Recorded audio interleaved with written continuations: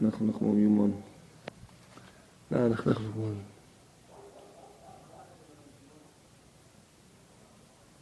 This is because it is impossible to accomplish anything other than by way of moharan, lesson number 66. This is because it is impossible to accomplish anything other than by way of desire. For example, when one says anything, one must have first had some desire to speak. Similarly, with any other action, if one had no initial desire to do it, one would certainly not do it. Therefore, for any act of holiness that a person needs to do, such as journey to the tzaddik, nach, nachman, or any other act of holiness that a person needs to do, one is first granted desire. So one is first granted desire, given desire, so that one will do this act. And the intensity of the desire and the intensity of the desire is created by the obstacles placed in one's path. This is because whenever a Jewish person needs to do something for his Jewishness, especially for his Jewishness, this is because whenever a person needs to do something for his Jewishness, especially something that is very important for his Jewishness, that his entire Jewishness depends upon, such as journeying to the true tzaddik, one will be beset with an obstacle. But this obstacle is for the purpose of the desire. But this obstacle is for the purpose of the desire, so that in this way the desire to act will be that much greater. For the obstacle that obstructs a person from doing something causes his desire to do it to become that much more intense. For example, when one shows a child something that it desires, and then suddenly takes it and hides it from him, the child will intensely pursue that person and incessantly beg for and desire that object. Thus, his desire is essentially because the object was taken away from him. Similarly, a person is withheld from obtaining something that he needs, so that in this way he will have a greater desire for it. As in, hidden bread is appealing. The more something is withheld and concealed from a person, the more he desires it, and will it be more pleasant to him? The more he desires it, and will it be more pleasant to him? This is the cause of lusts and the intensity of desire for sin, since the sinful act is so denied from a person, for we are commanded, warned, and prescribed not to do it. It is thus very denied from us, therefore the desire for it is great, as in hidden bread is appealing.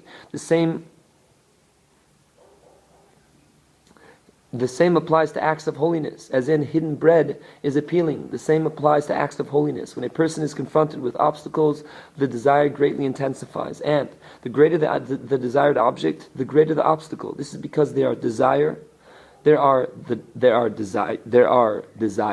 desirer, and the desired object. That is, the person who desires, the desired object, and the desire that one has for the object. So, the more valuable the object, the greater must be the desire. Therefore, when the object is extremely valuable, the desire must be commensurately extremely intense. And therefore, when the object is extremely valuable, the desire must be commensurately extremely intense. And therefore, one will be confronted with that much greater an obstacle, so that one's desire will be that much greater. For the greater the obstacle, the greater will be the desire, is said. Therefore, when one is beset with very great obstacles in attaining something of holiness, one should know and understand from this that what one wants to attain is something very desirable and extremely precious, which is why the obstacle is so great. This is especially so if one wants to journey to the true tzaddik, for there are many tzaddikim, but there are different points of truth among the tzaddikim, so that when one wants to approach a tzaddik upon whom everything is dependent, one will confront many very great obstacles. From this, one must understand how great the desired object is. From this, one must understand how great the desired object is. As a rule, all obstacles are only for the sake of desire. As a rule, all obstacles are only for the sake of desire, so that one will have greater desire. Therefore, when a person has greater desire, he will certainly be able to attain his objective and to bring it from potential to actualization. This is because the desire is created by the vowels, by way of which potential is brought to actualization. The desire breaks the obstacle, for the obstacle is essentially only for the purpose of desire. Therefore, when a person's desire is in proportion to the obstacle will automatically be broken. This is the concept of the 9 vowels, the 9 firmaments. The vowels correspond to the firmaments, the heavens, which represent obstacles, and obstacles represented by firmament, heavens, which is like a curtain that separates and acts like a screen before a person. preventing him from attaining some object. As written, let there be a firmament and let it divide. The firmament thus represents an obstacle that separates and divides between the desirer and the desire. Therefore, the earth is also called a rekia, firmament. As written, to he who roika spreads out the earth upon the waters, because the earth is also a firmament that divides and separates. Thus, the 9 vows correspond to the 9 firmaments, for the vows are created by desire, and desire is mainly created by the obstacle, which is represented by firmament. The Rebbe says before, therefore everything that a person does must first go through a stage of speech, since all phenomena must go through the stages of thought, speech, and action. Hence, through speech, action can be completed and brought from potential to actualization, but before action can be brought from potential to actualization, it must go through the stage of speech. Thus, in order to bring something from potential to actualization, the letters of speech must be perfected, articulating the words perfectly from the narrow of the throat by drawing the elements of vowels into the letters. Only then, when speech is articulated perfectly, can something be brought from potential to actualization. And drawing vowels for the letters is accomplished by way of desire and yearning. The desire to perform a mitzvah or some other act of holiness that a Jewish person desires to do, as in nekudois hakesef. The vowels, meaning that vowels, nekudois, are made by desire kesef.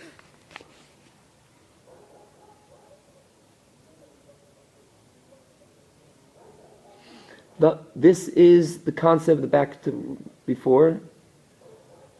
Now, there are 9 vowels and 9 firmaments, for there are several categories of desired object, one object more desirable than the other. And the greater the desired object, that much greater must be the desire. Therefore, one confronts a great obstacle which creates the vowel.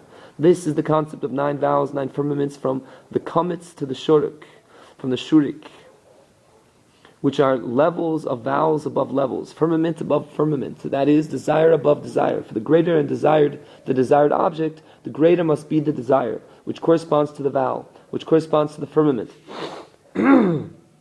which corresponds to the obstacle, all the way up to a desired object that is in the category of a kametz, closed off and hidden, which corresponds to the vowel kametz, which is the highest of all vowels, since the desired object is very closed off and hidden. In sum, when a person truly desires something, he will certainly be able to attain it and to actualize the potential, and no obstacle or duress will be able to obstruct him. However, the desire must be as great as the value of the desired object. In sum, when a person truly desires something, he will certainly be able to attain it and to actualize the potential, and no obstacle or duress will be able to obstruct him,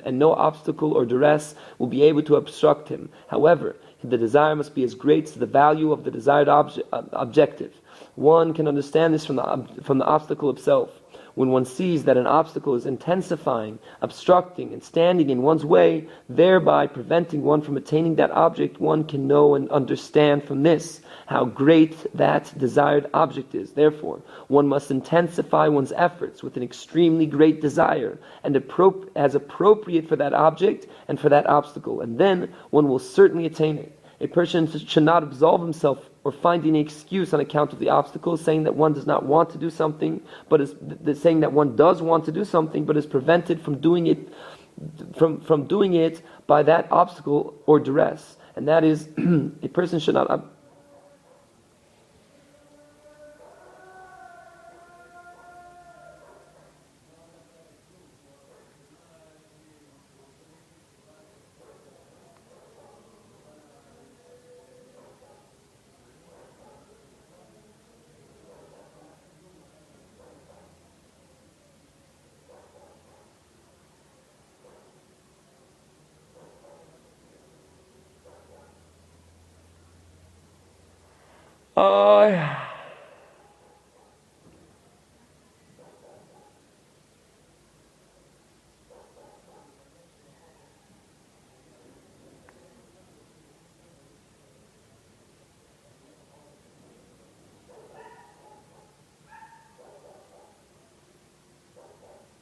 Nanach, nachman.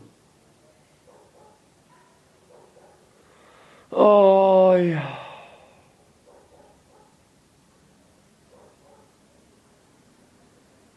Wow, this whole torah is so amazing. Oh, Tate.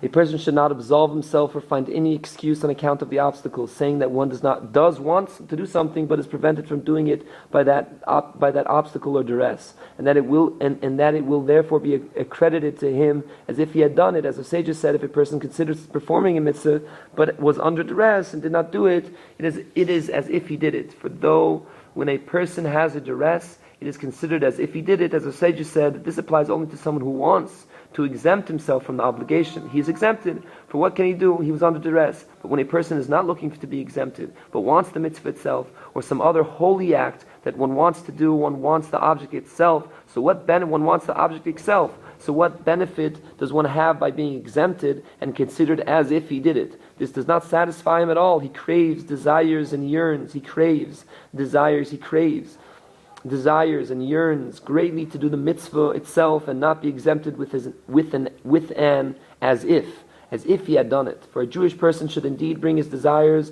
and wishes in all holy endeavors from potential to actualization. Then, when one truly desires intensely and is not satisfied at all with being considered as if he did it, one will certainly complete the act and bring it from potential to actualization, breaking and nullifying all obstacles and duress, for they appeared only for the sake of the desire. So, when one has desire commensurate to that obstacle, commensurate to the value of that desired object, the duress and the obstacle will automatically disappear.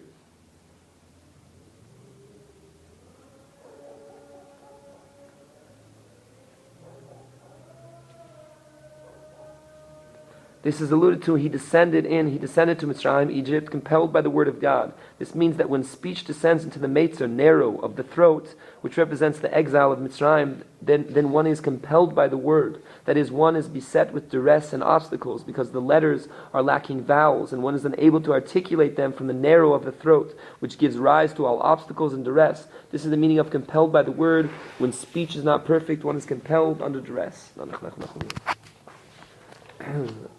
Torah 66, Torah 1,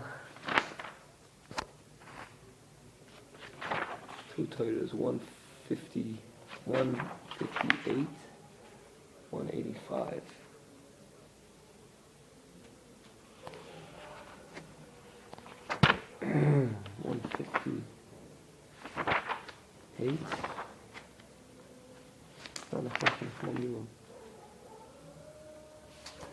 Lesson number 158. Several people have reported having sometimes seen a fire burning at a distance, but when they went closer there was nothing there. The same phenomenon sometimes happens when on the road and sometimes also when at sea. It has been shown that this is caused by vapors that rise from the earth. Now, some of these vapors are sulfur laden, sulfur like what makes matches. And when other vapors rise and gather around, they interact and temporarily combust, but when a cold wind strikes them from above, they are dispersed. And when other vapors that rise and gather around, they interact and temporarily combust.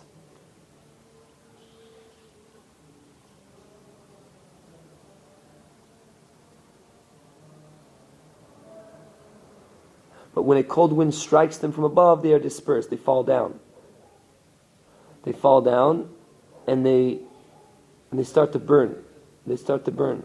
They get together. They bind together.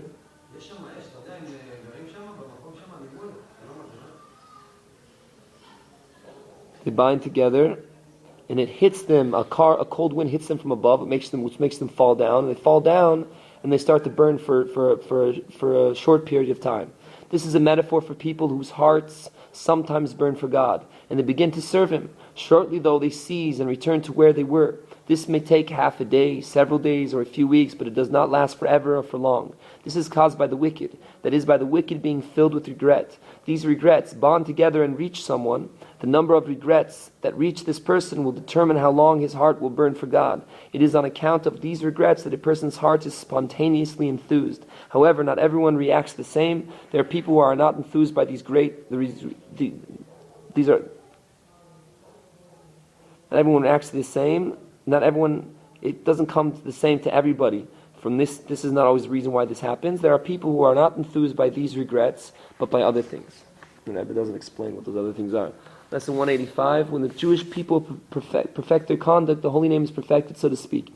Fear is the essence of perfection. As written, what does God, your Lord, ask of you besides to fear? Therefore, fear is called the ultimate thing. As written, ultimately, all things considered, fear God, for it is the perfection of all things.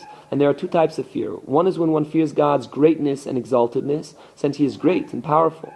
The other fear is a lower one, in that one is brought to fear by way of lower causes, such as the fear of a wild animal, a government official, or some other such fear. In this way, one is reminded and comes to the fear of God.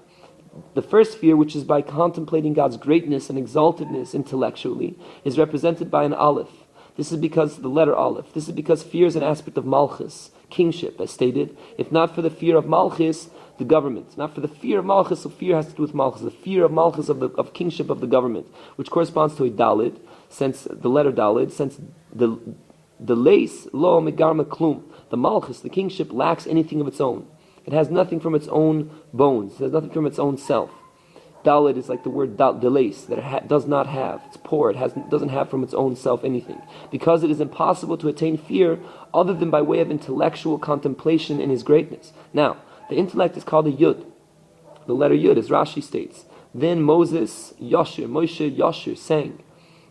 It should have said shar, not Yashir, but shar, sang in the past tense. The added yud refers to the thought. The added yud means he thought about it. He wanted to sing. The added yud refers to the thought yashir. He thought about it yud shir, and then he sung. Finally, drawing the intellect into fear. Finally, the Rebbe says, drawing the intellect into fear, having the intellect, thinking about things and contemplating things into the fear, is the fear into fear. It corresponds to a vav. Thus, we have the letter aleph. And the aleph is the drawing it down is the vav, and the yud is one part of the part of the vav of the aleph, the top part or the bottom part, and the dalid is the bottom part. So the aleph has three parts: the vav in the middle, the yud on top, and the dalid on the bottom.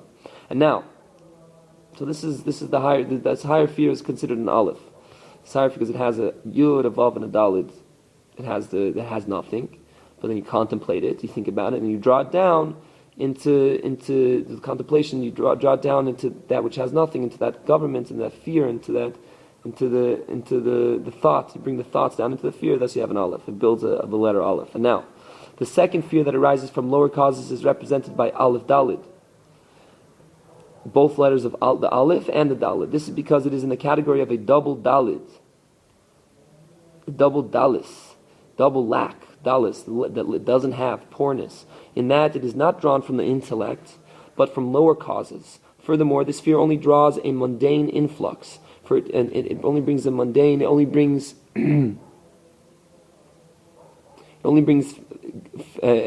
physical gashmiastika shefa. For it is in the category of feminine waters. It's a concept that there's the male waters that's like godly influence, doing something on your own, God doing it. And the feminine waters means that us doing something from down here. God is like the giving us. That's the male waters, and the feminine waters are us.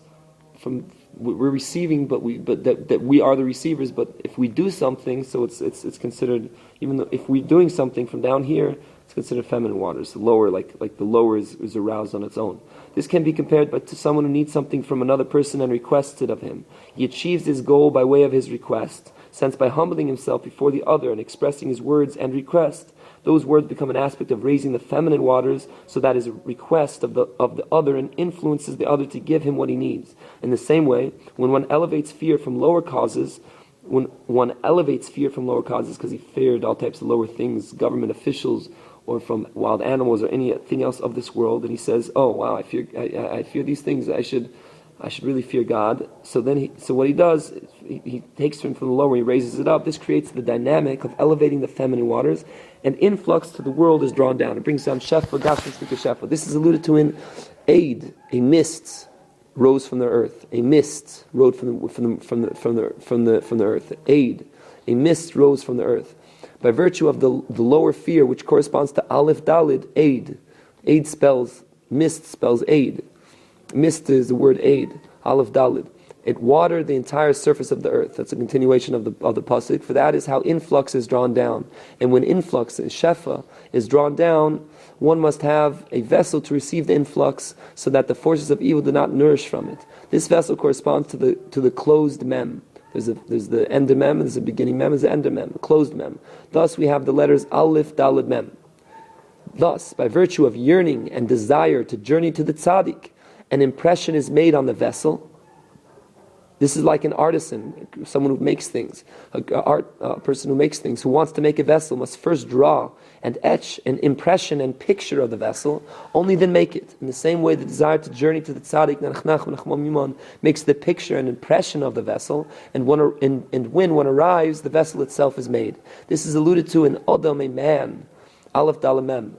Odom, a man, yira, sees with his eyes. By virtue of yira, fear of the eyes, which is the lower fear that one has upon seeing things with the eyes, the concept, he sees physical things and he comes to fear of God, the concept of Adam, aleph, daled, mem, is brought about. In other words, influx, shefa, and good things is drawn by virtue of aleph, daled, gashmistic good things, of aleph, daled, the letters aleph and daled, which corresponds to fear, as said, and the mem is the vessel that receives the influx. However, by virtue of the higher fear, which comes from the intellectual contemplation, by virtue of the higher fear which comes from the intellectual contemplation of the heart upon his exaltedness, the divine name is thereby perfected. This is the conclusion of the above verse. But God yira the heart. God sees the heart. In other words, by virtue of the fear of the heart, which corresponds to the higher fear that comes from the intellectual contemplation of the heart, upon his exaltedness, God's name is perfected. As stated in the above Zohar, when the Jewish people perfect their conduct, the holy name is perfected. For fear is the essence of perfection, is said. Thus God yira the heart.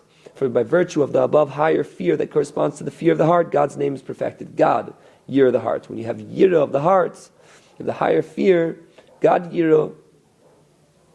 So then God's name is perfected. God's name is perfected. I heard in the rebbe's name that this lesson is connected with the verse, they will progress from strength to strength. Yira, they will be seen by God in Sion.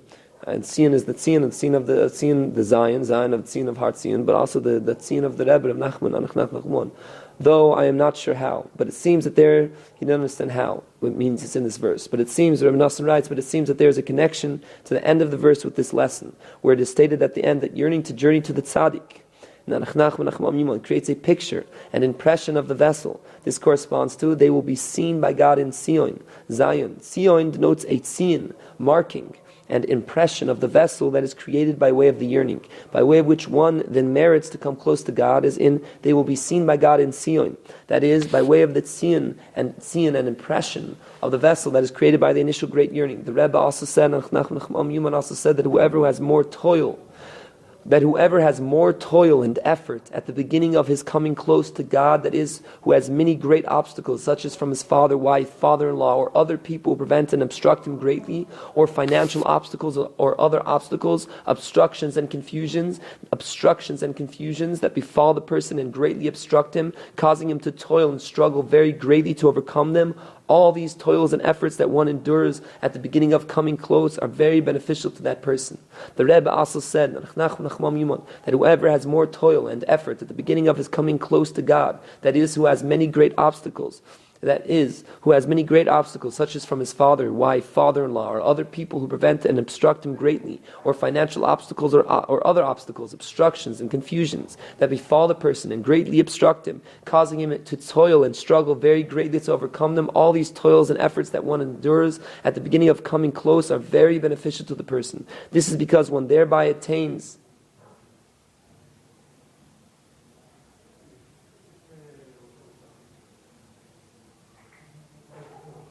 This is because